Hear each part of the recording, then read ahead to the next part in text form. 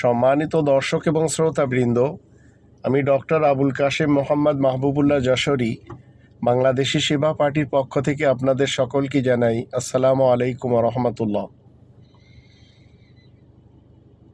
আমরা যদি আল কোরআনের 17 নম্বর সূরা বানী ইসরাইলের প্রথম আয়াত পড়ি, যে আয়াতের দৃষ্টিতে মুসলমানদের এক অংশ তারা বলে চলেছে তাদের বানানো মহামানব আকাশের মেরাজ করেছেন, অথচ কোরআন আমাদেরকে কোনোভাবেও আকাশের মেরাজের কোনো ঘটনা বলে না। কোরআন যে মেরাজের কথা বলে সেটা সূরা মাআরিজে লেখা রয়েছে, কিন্তু মৌলবীরা যেটা বলে সেটার সাথে ইসলামের কোনো সম্পর্ক নেই।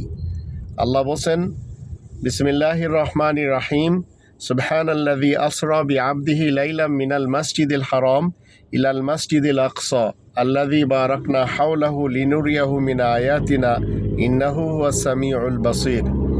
এখানে দুটি মসজিদের কথা আল্লাহ বলে দিয়েছেন, একটি মসজিদ মসজিদুল হারাম আর একটি মসজিদুল আকসা, যার চারিপাশে বরকত রয়েছে।